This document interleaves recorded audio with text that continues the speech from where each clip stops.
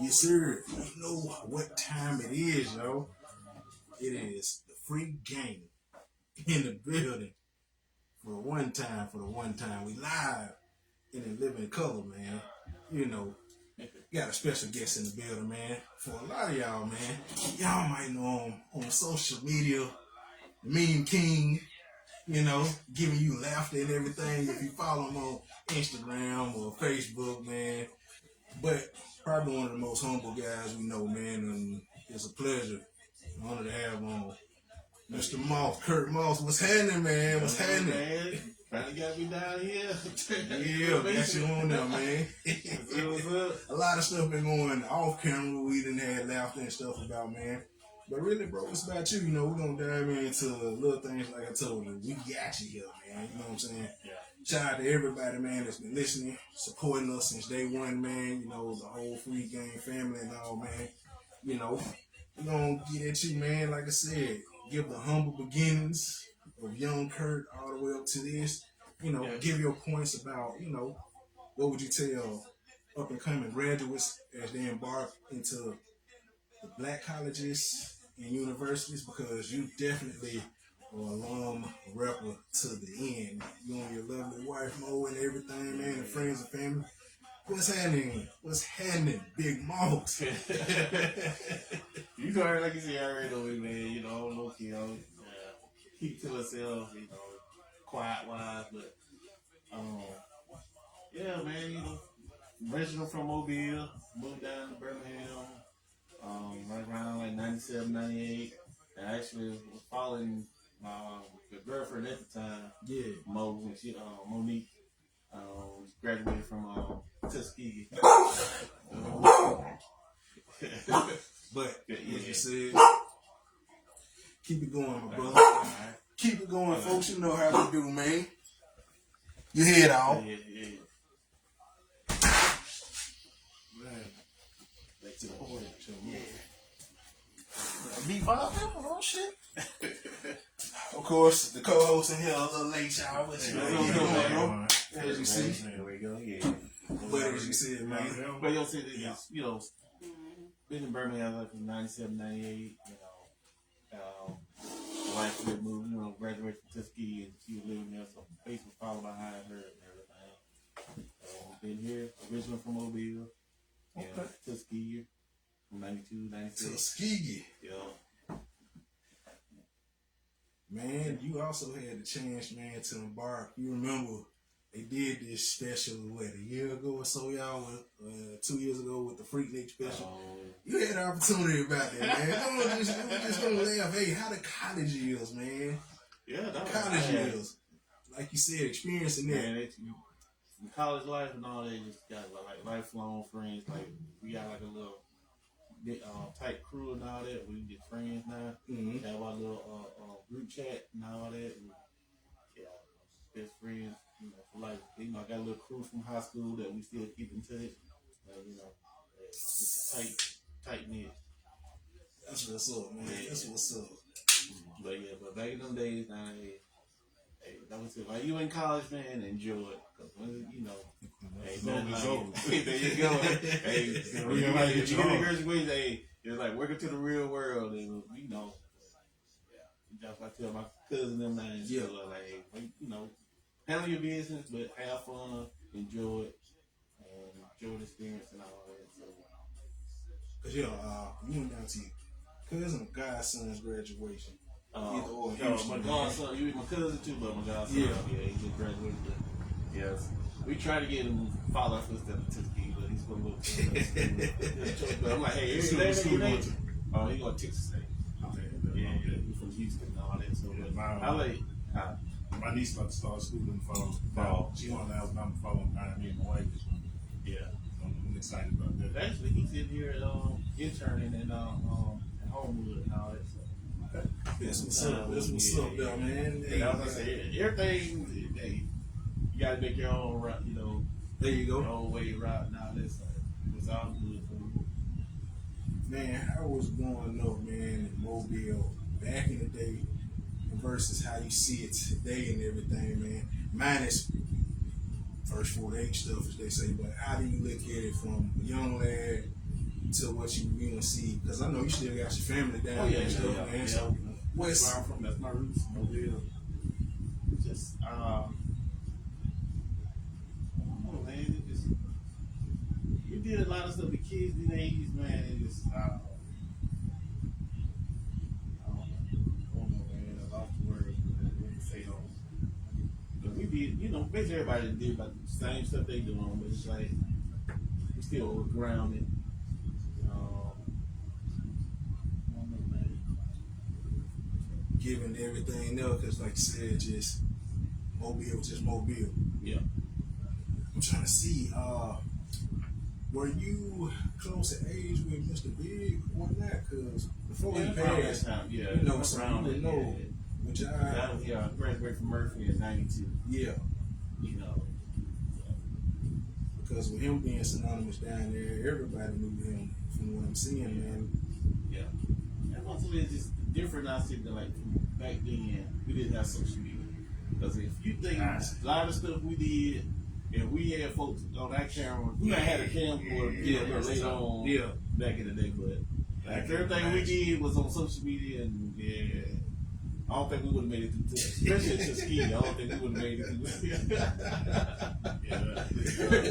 Everybody in our age range, we trying to think the same thing. So, some of the dumb stuff I did, not even the out of pocket stuff, just stupid stuff. I couldn't imagine it being recorded. So that's why I say, like, we always just talk like, man, we're gonna write the book or tell the stories that we did. Have folks believe, I'm taking all of my stories. I tell stories that are for entertainment purposes, but as far as like really put myself out there, I ain't telling nobody nothing. And I got some friends, big in the corporate world, CEOs, lawyers, big time now. If I ever get a hard time, man, I'm about to break out the little VHS tapes and all that. But VHS, man. Ooh, the kids ain't gonna know that. That's tough. Hey, the youngsters ain't gonna know nothing about that. That's what the camcorder had, VHS. And then, you went to the small, the high 8, the high 8. I literally have a high 8 in my car right now. I'm contemplating whether or not I'm gonna take it somewhere and see what's on it, man. You what? Yeah. That's at my grandma's house about 6-7 months ago. Still ain't looked at it yet.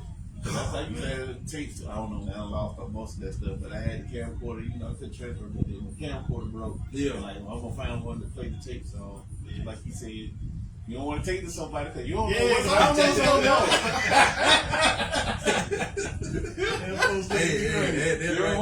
You don't want to get that no incriminate yourself and all that. Like, take it to somebody. They're like, what y'all doing on this tape, man? You're gonna take you to the door. But that's just like spring break and all that back in the day. You ain't no phone to take out your picture. You get the disposable camera. Yeah. You just buy them. You take pictures. You don't know what you got on them. Take it to CBS. And then, I think everybody had their little shoe box and all that. Oh yeah, and all that.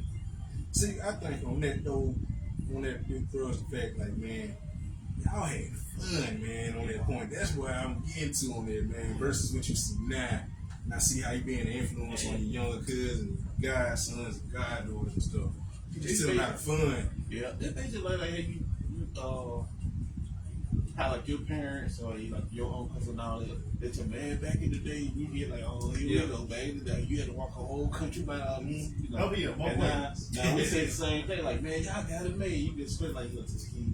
And when I got there, you had to wait. See, you had the phone, but on the calls on campus, like on the dorm. You could call outside if you had to call back home. You know what? I actually forgot about that. See, we had to go down to the main office, and there was a payphone, and that's how you called. There ain't no cell phone. It's just all that. No cable TV. we had cable. We had no cable. It was cable, but we didn't have it in the dorms. You didn't have it in the dorm. And like I never did the Tuskegee when I first went. So that when I was on, it dropped me off. That was the first time me seeing the campus. Oh, in the dorm. And I was like a big shock. I was like, hey, I'm ready to go home. No call. You do something, but you just team up. Because then you might have like a mobile club and people from like Chicago, Chicago club, Cali club. So then you had to show like it wasn't like no text message or none of that. You had to get out and meet folks and talk. I think that's probably the biggest difference in like the I'm gonna say the youthful experience now, man. It's like we have never had more easy access to people, but at the same time, so little actual human interaction. Because like you can't hear an inflection in a text message. You know what I'm saying? So like the way I say things matter. And like younger people, man, they don't have that. And like I think that actually leads to a lot of the issues that we have, man. Like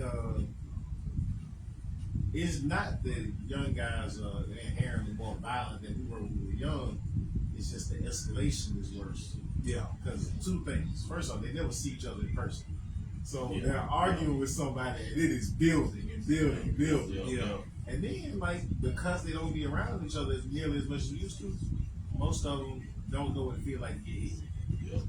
And they don't like it. But hey, yo, that's what what's they this? say. And so then it escalates to something that we fight over because I gotta see you again in the gym 2 weeks from now. Yeah. So we'll fight again, or we gonna end up being best friends. That's how you go.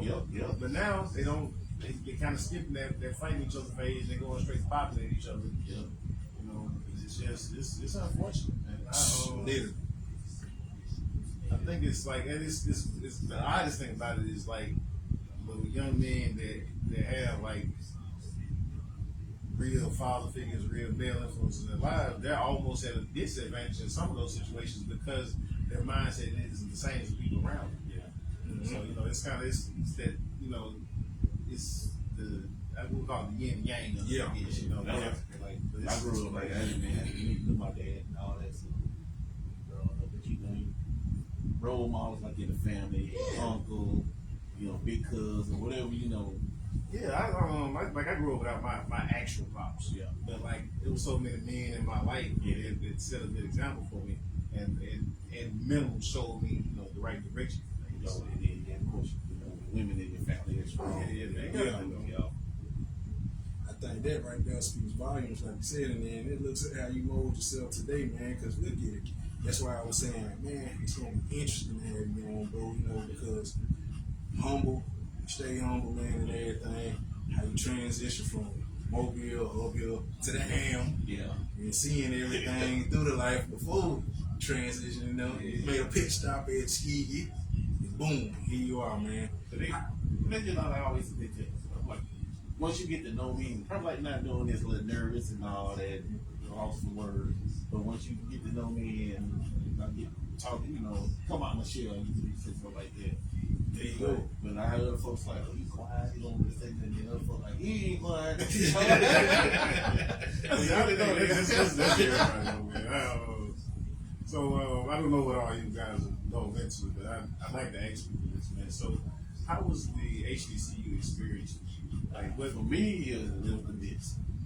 Yeah, because I growing up, like, started like public school. Did more than like until like 3rd, 4th grade, went to all Catholic school. Like basically from 3rd to 7th grade was all Catholic. So majority predominantly all white. Just going to that. Then 8th grade went from that. Then went back to public. Then high school, of course, about 50, 60. I think mine is probably like the opposite for me. Like public schools, even when I for some reasons I ended up in private school for a while.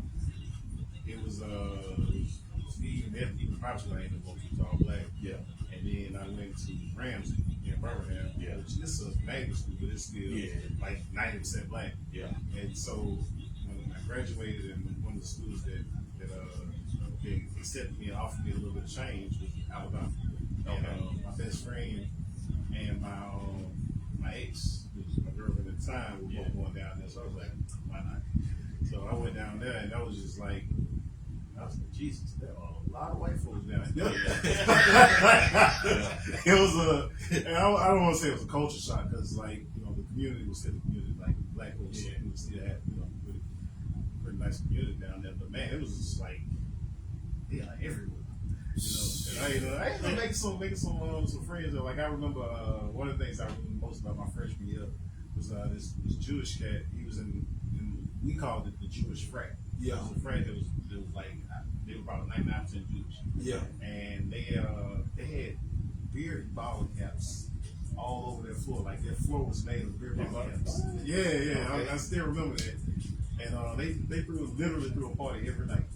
Like every night. So no matter what was going on, you had somewhere to go. And I was just like, so my friends that went to HBCUs tell me like, it's not like that down here. We kick it. It ain't like that. Yeah. So like I don't know, like sometimes I have my regrets because me and my best friend that I mentioned that went to Bama with me, we both got accepted to A&M as well. Okay. And that was actually I think if I remember, I could be revising history. If I remember, I think that was our first choice. I think we were both planning to go to A&M because one of my mentors growing up, who actually ended up being my lawyer later on, he that's what he graduated. He graduated from A&M, so he used to take us up to homecoming and stuff. So you know, you young, man, you 14, 15 years old, you go to homecoming with somebody, you think this is old. This is where it's at. You know, they wait to come here. And then I ended up going to Bama, and you know, like Bama's different. You know, it was still dope in its own right. Don't get me wrong, but like I still like I got a little FOMO. You know what I'm saying? About my friends that with HBCUs because you know it's different. You know, it's totally different. When you with your own, it's different. Like I got one of my classmates. She's a teacher now. She graduated from Tuskegee. Okay. And she we talk about it sometimes, you know. But like I think that they have their advantages and disadvantages. But I think that my suggestion to anyone would be, especially if you plan on pursuing past your bachelor degree. Mm-hmm. Whichever one you do first, the other one second. You know, so if you go to the HBCU for your bachelor's, go to a PWI for your bachelor's or PhD or whatever you pursue after that, so that you get both those cultures. Because I think it's important, man. Like I think you actually touched on it a little while ago, man. Like that's where you learn to be who you really gonna be, and like the more diverse you can make that transition for yourself, like the more people that you're around while you're going through that change, the better off you'll be. Like I'm a big proponent of children being sponges. Mm-hmm. It's like, you know, we all have our ideas about what intelligence is and whatnot, but like it's really about exposure. The more you're exposed to, the more you learn. You know, it's a natural thing.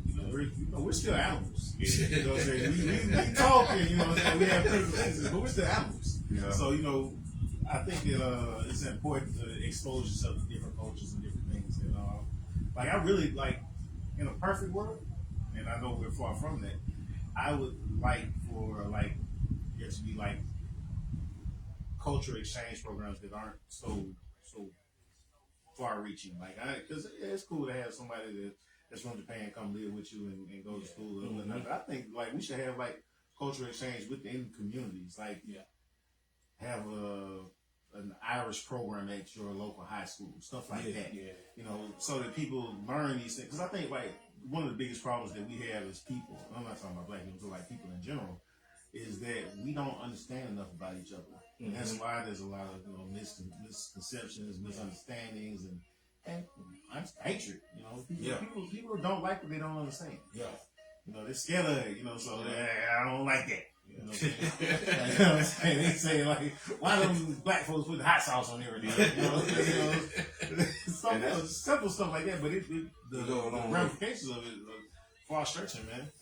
Yeah, just get out your own element. Like absolutely. Like my friends, like my roommate, he used to go from Baltimore, and then like our sophomore year, like my original roommate, he didn't come back. He was from Mobile, so that was like familiar. Yeah. But then he didn't come back, and then his roommate didn't come back. But basically in the dorms, they called us out to the office. It's like, all y'all in here, y'all roommates did come back, so either y'all pair up with somebody. You can't get in the room by yourself. You gotta get a roommate.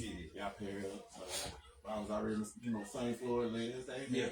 I just bring all my stuff down in your room. So it's just like that from the get go.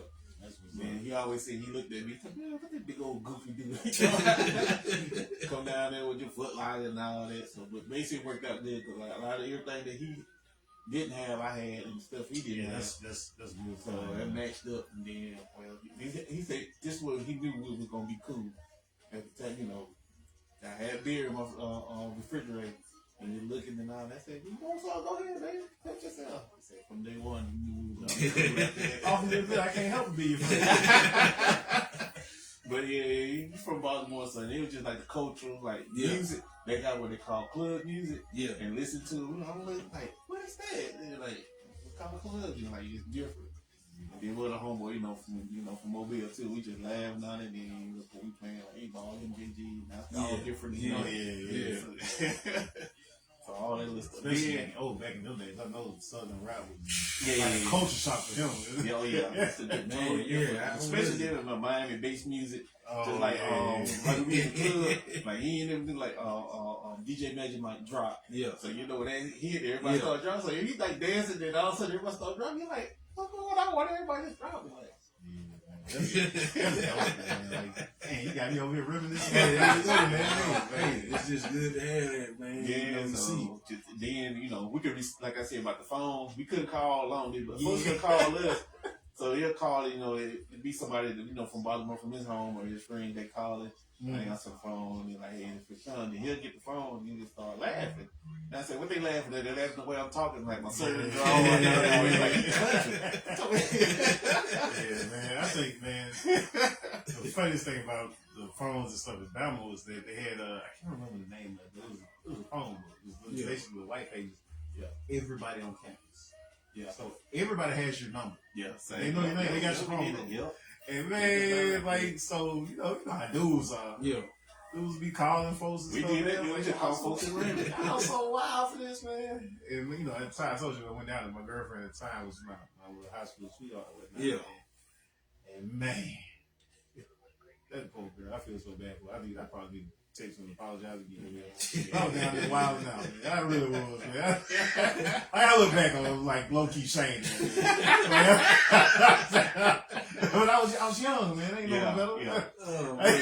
That's why you said the stuff you did. You're like, man, I'm surprised we ain't get, man, kicked off campus and just like, I don't see how we girl broke up with me one day because she found out with some stuff.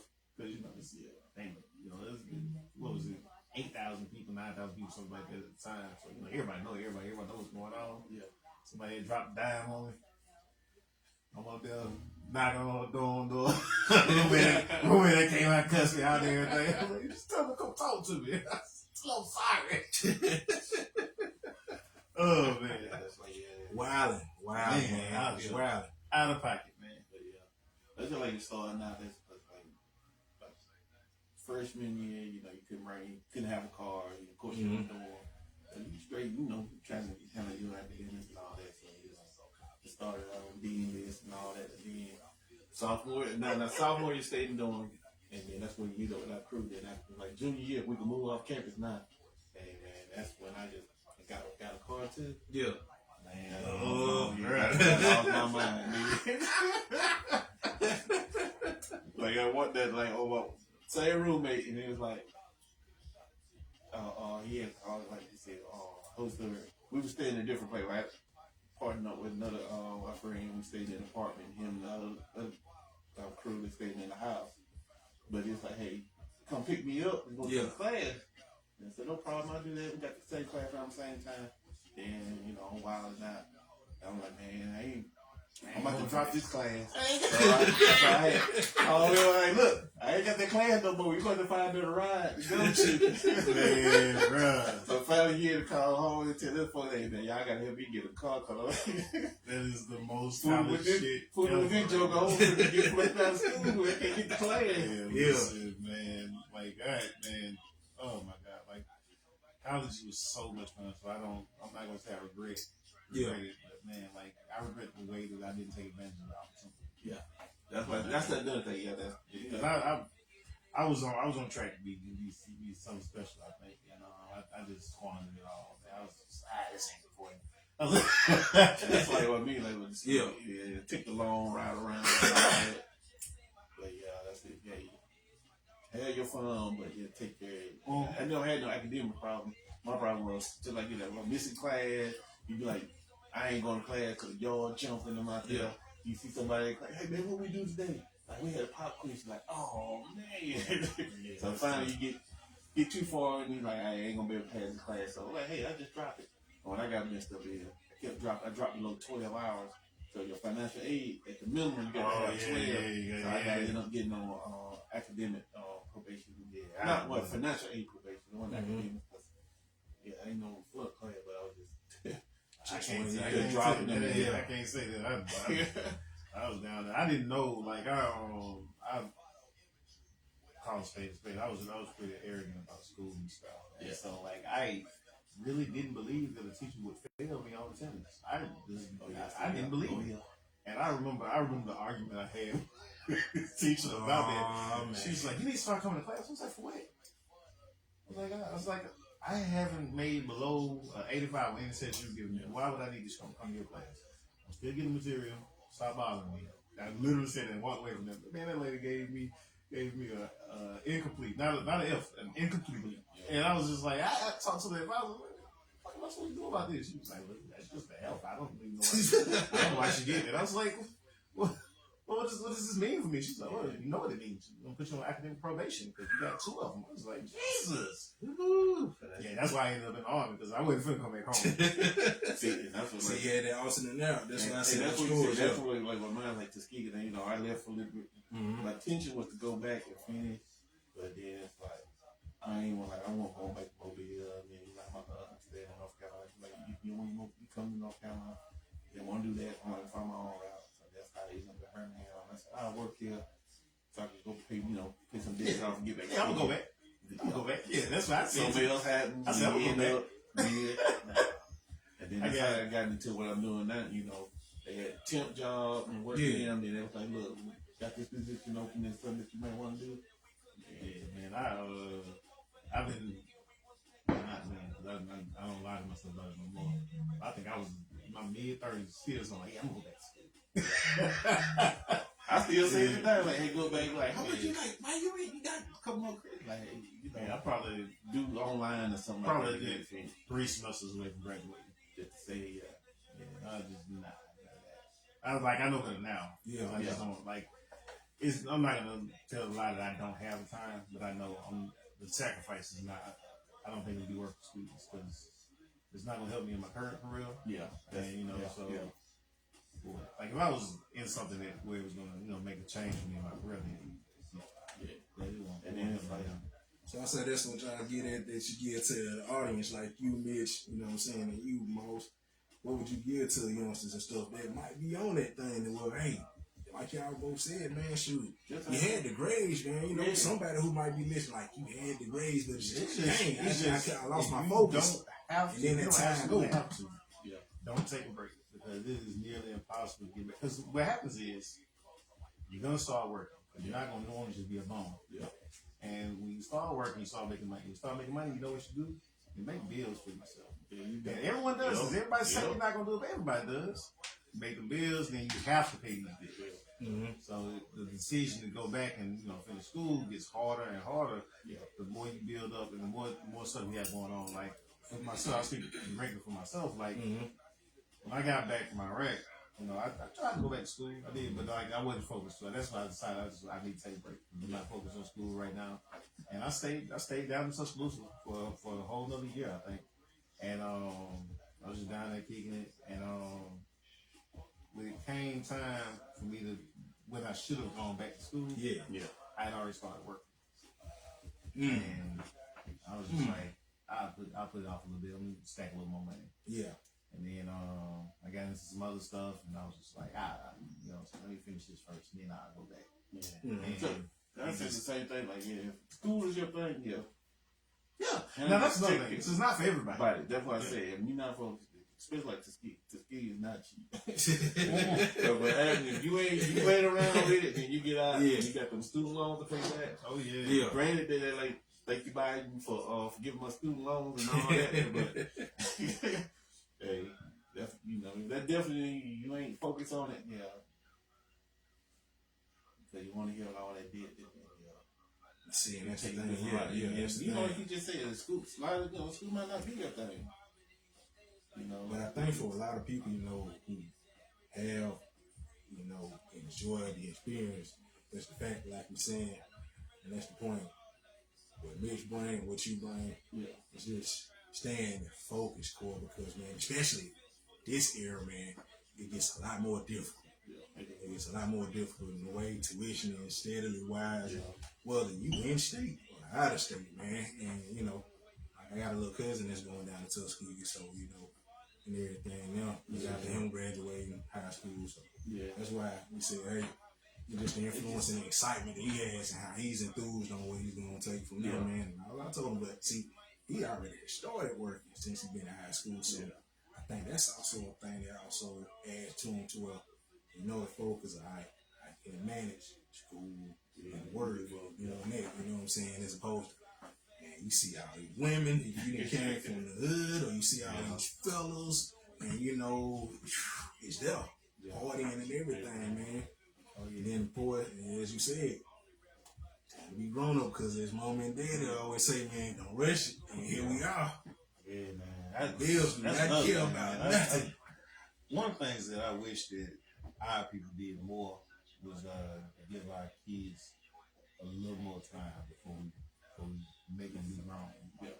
You know, I'm really happy that my sister's doing that with my nephew and niece, because, like, and I wasn't a victim of this myself, but I just see it happen to so many people, man. Like, I just really wish that we could give our children more of a head start on most of the time. And it's the tough love thing. I get it, but that's learned behavior, you know. Exactly.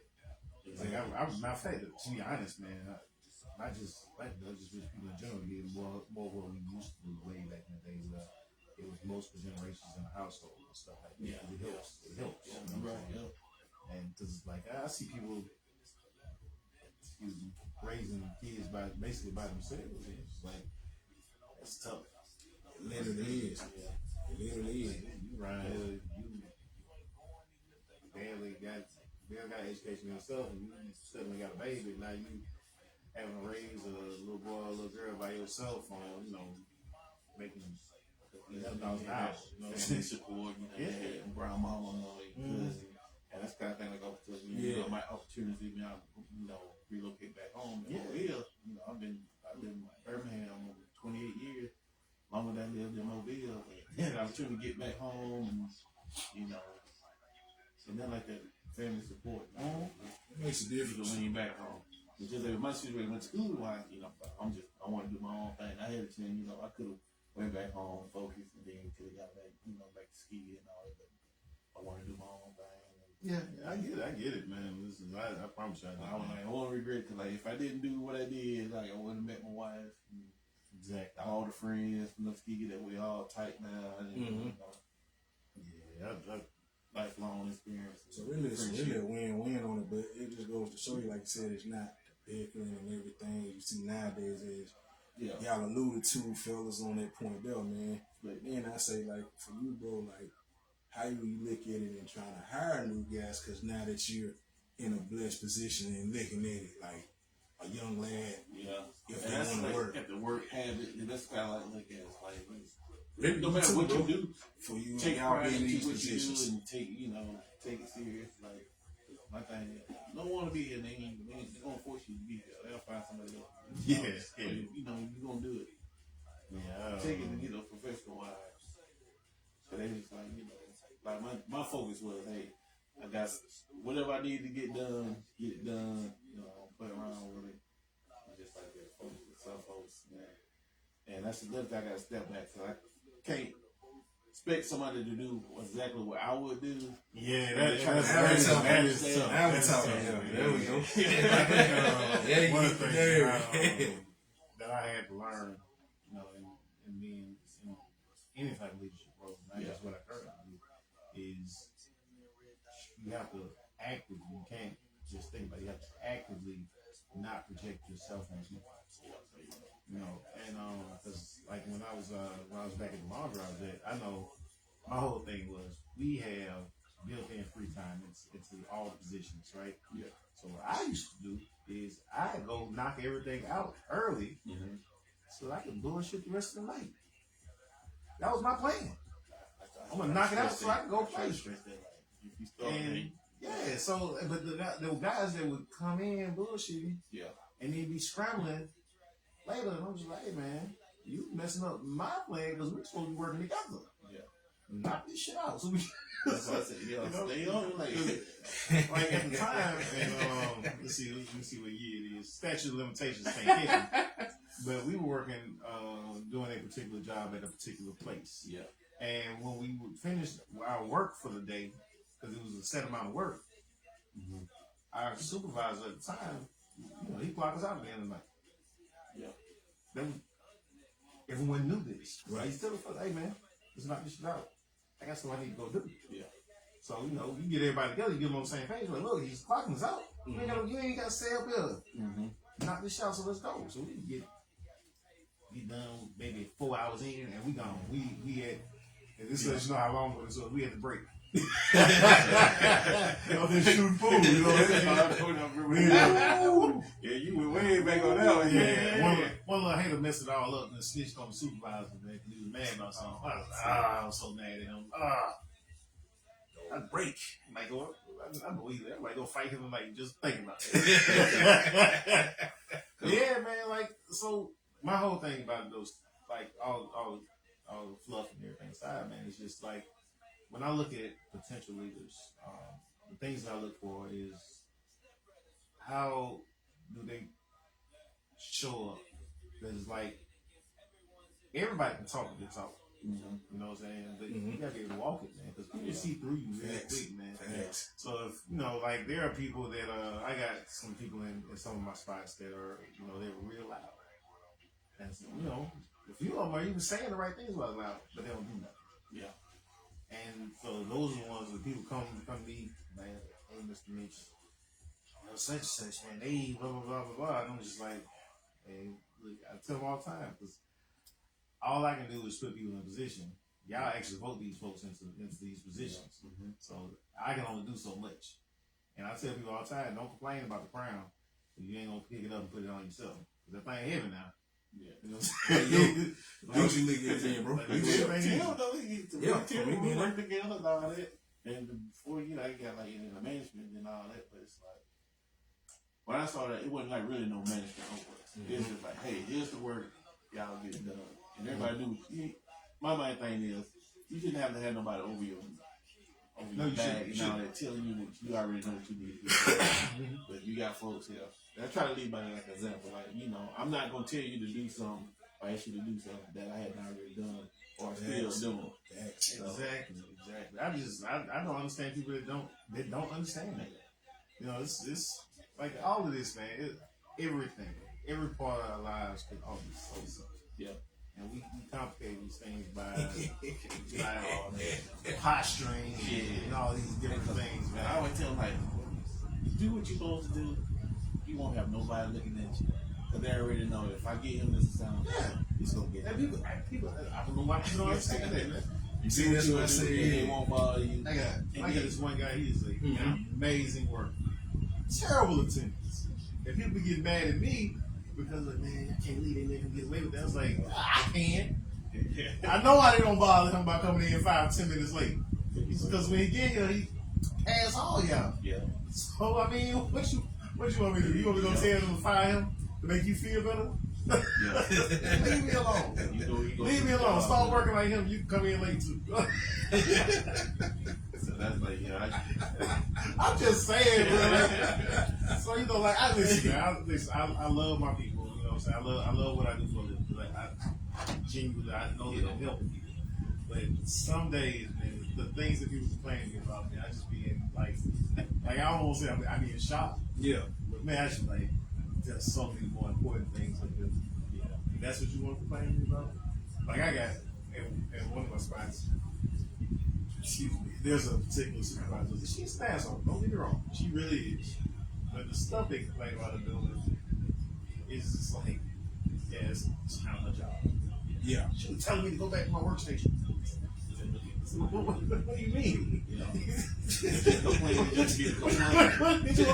What you want to not tell you to go back to your workstation? Yeah. I'm just saying she had to say that to me. I was on my way over there. I was like, how long was you going to go on right? Yeah, I tell people there's a difference between a grievance and a gripe. Yeah. But I'm here for all the grievances. I'm gonna put it through. I'm gonna knock it out for you. You know what I'm saying? I'm gonna get get the best results I can get. But gripes, like they actually over the years they slowed down though. You know, they realize like they know what I am and I'm not going to pursue. And so like there are some people that they know, and they'll tell me out there get done like I just need to vent a little bit. Like I got one of my business shops, man. They got their supervisor might be the nicest man on the face of the earth. He really is like a real dope dude. He works with me with everything. Like it's never like we've never had a clash. Like seriously, like and matter of fact, half the time when I have an actual grievance, he knows about the situation, and before we even go to agreement, he's already shot me a text or email saying, "Hey, look, this is what's going on. I'm trying to work on this to fix it." Yeah. He's one of those types. Okay. And he called me about 2 or 3 weeks ago. He's like, "Hey, bitch, look, we got a problem up there, and they haven't filed a grievance for it. So I'm gonna need you to encourage them to file a grievance." I was like, "What's going on?" He told me what was going on. I was like, "Yeah." I was like, I hadn't heard nothing about it. He's like, "I can't believe they didn't call you." So like, I finally get up there, and I was just like, "Why did y'all call me?" And they looking at each other, my leaders look. Yeah, I thought you told them. So apparently, all of them was just like, "Yeah, I'll call Mitch for it," but nobody actually called me. So it was like what happened was at the women's shop, they had a fire and they caused some damage to the equipment and to the door. So they were having to do some things outside the norm, and it really was a problem. But like none of them told me. Like it's only funny because they were always showing me like email drafts where they had pictures and everything lined up and just never hit scenes. Like I was just like, y'all are wild, man. Like, but we got everything taken care of, and like I said, that particular supervisor, he's a really good dude. Because all I care about is what like you actually care enough to make sure my people go home the way they can. We can start there. Everything else is it'll fall by the wayside. But you keep all my folks safe. You know what I'm saying? And paying them on time. You know what I'm saying? We good. Hey, you keep them safe and pay them on time. You might not ever see me first. You know? There you go. So man, now I got to hit y'all with the comical. Man, bro, how did you become this meme king on the social media? That's you and you. You meet the meme king. Kurt Dogs. Big Dogs. Hey. So how did this start, bro? They just like laugh. All right. You are like you got on Facebook. You know how you see stuff that you worry about your image. Like you try to working all that. Yeah. When I first get on Facebook, I'm like, I can't post that. What somebody might think of me and this and that.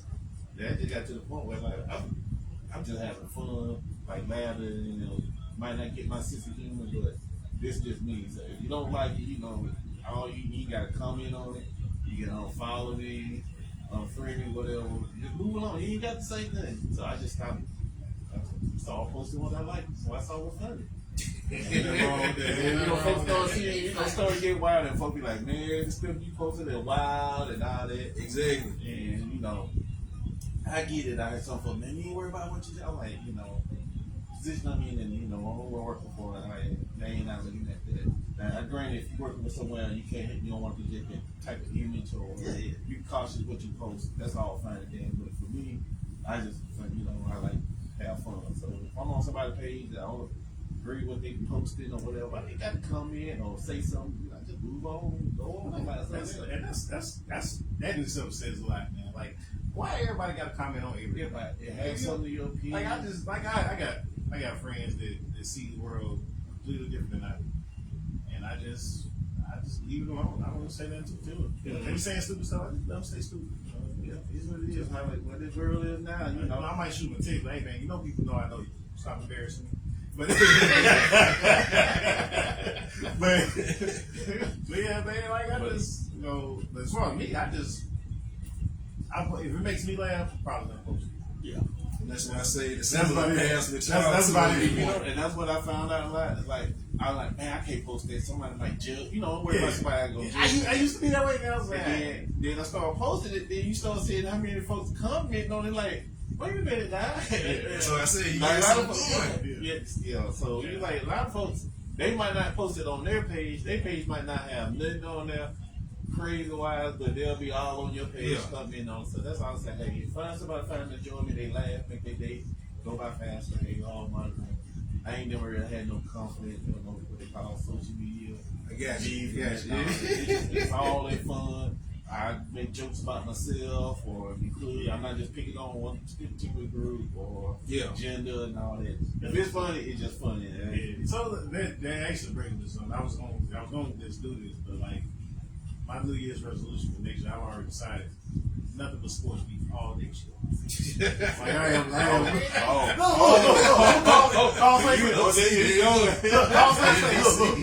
Look. All my teams are on a downslope right now. And I have been blessed in my adult life with all my teams winning on some levels. You know what I'm saying? So now that we're not going to be winning like we was, now I got to just bother folks. So he might want to start with me because he looked at Florida won the national championship with basketball. Listen, bro, folks like, it is to be Halo, Mitch, all over Facebook. Boston trying to unravel it. You know what I'm saying? That's kind of what you talking about the Taylor That's kind of, it started like with college football. Cause everybody know I'm a big Alabama fan. Like most of them, my wife. I say my wife ain't a football fan, but in my family they are themselves. Oh, you gotta give it to them. Give it to them. And it was given it to me when they had, before we got saving and all that. Well, we also got to include this, bro. You know they be messing with you about your Cowboys. See, that's I want to bring that up. Now, I got rid my best friend is a Cowboy. It's all in fun. I ain't even gonna laugh at the joke. Why I'm getting mad? He posted something. I'm getting mad at talking about the Cowboy. I find the joke funny too. Then I talk bad about him too. I'm like, hey, I'm ready for Jerry Jones to go. Man, listen. This song. The funniest Cowboy joke I've seen recently. It was, Trump was he was talking about Israel and Iran. He was like, what the fuck they doing? And they said Cowboys fans by September, bro. I was crying, bro. I was like, man. That's what they'll post something like, I guess Cowboys lose their first game. They're like, they already officially been eliminated from the playoffs. Listen, it's all for that. It's like, listen, I'm from Boston, so I am a Patriot fan. Okay. Red Sox fan, Celtic fan, even Bruins, even though I'm not huge on hockey. You know? Okay. And then I went to Alabama, so I'm an Alabama fan. Roll Tide. So yeah, roll tide. So like, we up. You know what I'm saying? Best down. And like I said, I've been blessed in my adult life. Literally every team that I root for has won at least one championship. Most of them multiple in my adult life. And a lot of people can't say that. And so I be talking hella shit about it too, man. Like, yo, you know what I'm saying? Championship city over here. I was like, if I had a ring for in the early Alabama years, I'd go tag everybody that wasn't Alabama fan. I'd be tagging them this and that. Yeah, get into it. When they started, hating on me, I said, all right, so I laid off on that. I said, I'll just promote my team. I'll post all the Alabama stuff, but they still come on my page. Yeah. And here's the main thing, like my phone won't do nothing. As soon as Alabama lose, oh yeah, man, you talking about listen, bro. Phone ringing up all night long. I'm getting tagged in every little post here and there. I'm like, man, for a game. Or we lose 1-2 games for the whole season. But you know how it is, man. He was here to West Brown, man. Yeah, so it's all good. Football season. So excited. Oh yeah, it's gonna get crunked back up then. Yeah, we're gonna catch. I watched a few games with them. Oh yeah, I think it was like 3 years ago we played y'all.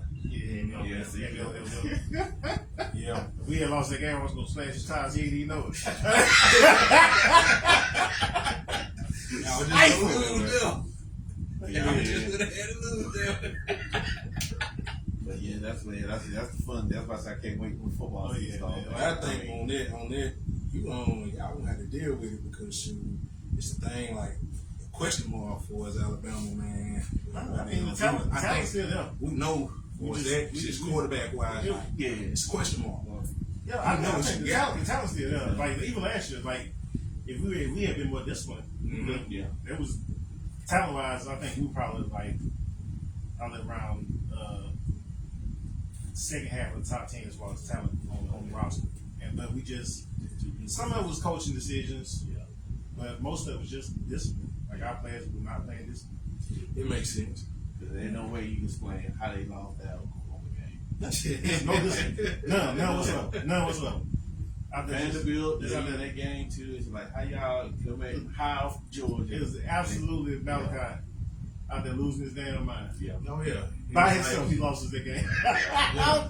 I was like, what's he doing? Yeah, throwing his I mouthpiece made like him Carrie Stephens, I they made say, him man. literally shed a tear. Like, not out of sadness, out of anger. I was that mad watching the game. And it wasn't even at the end of the game. It was like the middle of the third quarter. I was just like, What do you put? They're like folks who just leaving that, especially with the Oklahoma, just leaving. Like, ain't no way you saw that. You know, you saw that team how they were playing. Like, Yeah. They ain't finna come back with it.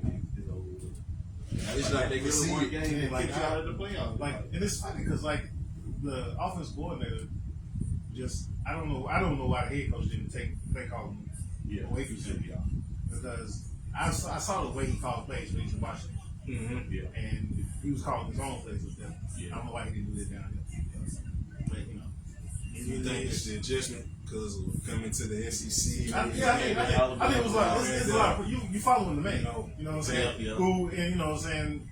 A lot of people consider him like GOAT, college football GOAT. You know, and I like that's a lot of pressure. You know, so you probably overthinking things. You know, like I get it. You know, And then like Saban still in the background. Yeah, you know what I'm saying? He's still around. Field. You know what I'm saying? Still, you know, you playing on that man field. You know what I'm saying? And then the little munchkin still live in the same city. Yep. You know what I'm saying? He probably, you know what I'm saying? He probably up in the skybox staring down at you. That's a lot of pressure, but he took it. I give Taylor Moore a lot of that credit. I think we have a chance to do some things this year because the initial pressure should be gone, and we're quote unquote underdogs. And it's been a long time. That's why. Let's see. Yeah, you got your own thing. footprint. Yeah. And I think that shelter now, so okay, now you and I think another year with your players that you style. Schedule. I think the schedule is working in our favor. Yeah, we have. But I think some scares. all the I tough think games we have dangerous. a roll last year, all home games this year. I think a dangerous team that y'all should watch out for is South Carolina. I mean, shit, our first game. You know, we played Florida State first game. I'm not worried about I'm that. actually going to I'm not that. worried about them. 2-10, but I'm They shouldn't have won. They should have gone 2-10. That's the thing. They were much better than 2-10. They should have, but So you know, we gotta see. So I don't look at this because they went 2-10. and then it's at house because I'm actually going to that game. Okay. Yeah, so one of my coworkers, she went to Florida State, so she called me as soon as the schedule came out. Saying, you know, we're gonna whoop your ass, man. They quarterback. Man, why are you talking to me like this? Y'all need to look at Alabama history on first game against big team. Oh yeah, I said. I will take care of business. Yeah, we should. I think hopefully if they, I'm hoping that we do one of those centric ass offenses this year where we just really teach Ryan Williams. And they finally Y'all got are playing coordinated that Gus season outside. because they've been at drugs even in 2 years. He's been trying to get him there. I still regret us losing Joy Freshwater because Lane Kevin offensive genius. Joey Freshwater. That is That's interesting. yeah. Wow. Yeah. Jesus, man. Lane is Lane. As you know, Lane is Lane. So well. None, man. So you prefer, I asked both of y'all here, y'all would prefer Lane over Sark? Yes. Yes. And it's not even close. Put it away. Not even Put it in close. Lane Kidd. He turned. Nah, I ain't talking about. But Blake Sill. I went to the AD game. Yeah. And that's like, ain't no way this man gonna be no quarterback. Yeah, how he Blake. Like, had Blake had another year of eligibility, he would have got drafted. That's how it did. Lane. Well, you see it with Jackson Dart getting drafted up there in New York. Yeah. You know, Because at that time, I think Blake had the most passing yards for a quarterback. Yeah, he had the record. That man was a running back. Listen, man. Listen to me, bro. Lane Kiffin's so good as offensive coordinator. And me and my homeboy, he's a high school football coach. We were talking about it before the NFL draft. I was like, there's no way I would ever draft a quarterback out of one of his systems. Like, not with the first round pick. Yeah. Because you can't trust him. Yeah.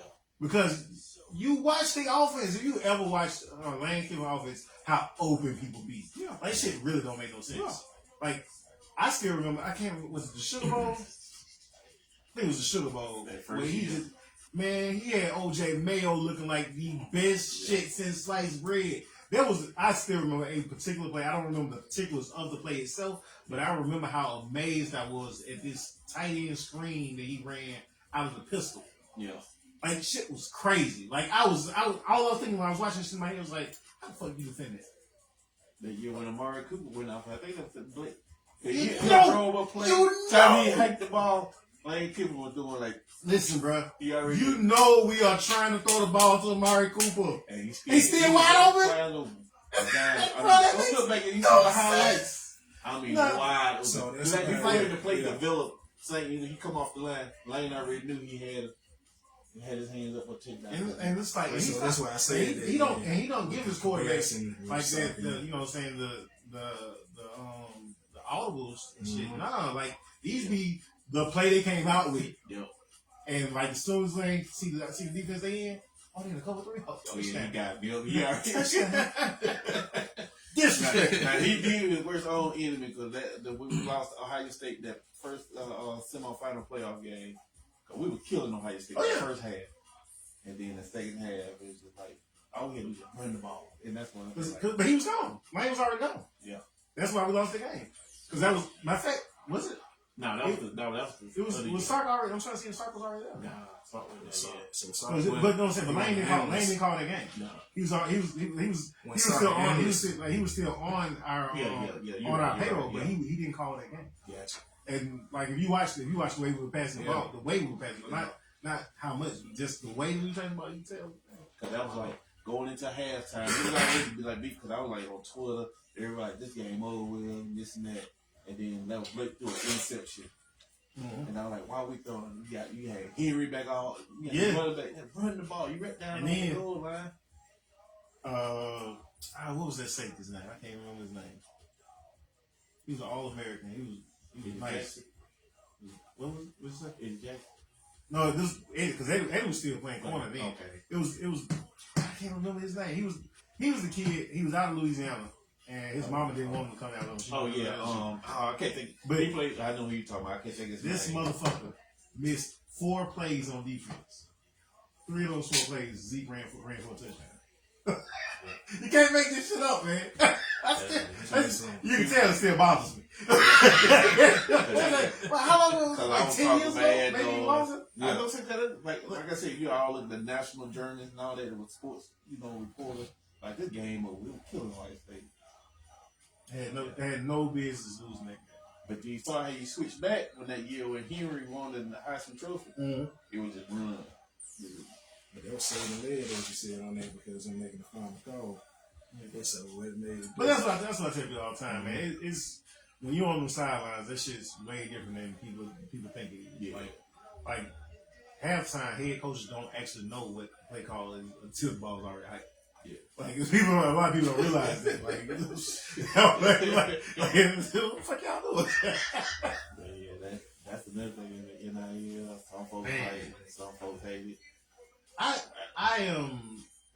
like it. I just wish there was a little bit of not oversight, because that's the wrong word. But I wish there were more rules to actually not just to protect the schools, but to protect the players as well. Because I think that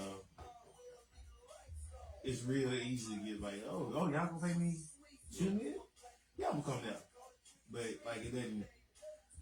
I think there should be real contracts with it. I think that's because they have contracts, but they're not. They're so flimsy. Yeah. There shouldn't be year-to-year contracts with NIL. Like big like NFL. Like once you sign it, you tie to that team. Yeah. And then, whatever the year, 1 year, 2 years. Yeah, whatever. exactly. It ain't get my money, then you don't like it, then I'm jumping in the portal. I think because if they did real contracts like that, where you had to sign your contract and fulfill that contract, it'd be different. Because I don't want them living in and say, hey, just give them this much money. And I'm like, no. Because you ain't living in nothing else. You ain't living the coaches, somebody. Exactly. The administrator, all the folks that, You're not limiting how much school making off the kids. You know what I'm saying? I them not being able to get NIL money never made sense. Yeah. It never made sense. Like Bama while Satan was there was making billions. That's crazy. There's no college supposed to be making that kind of money. Like NFL, there was one of they do the evaluation stuff. Yeah. I want to say it was 2016. I think. Well, Alabama was worth more than some NFL franchise. That's not supposed to happen. I think it was Bama, Texas, and Ohio State were ranked. had higher valuations than I think it was Jacksonville and it was like 2 other NFL teams. I don't remember the other 2.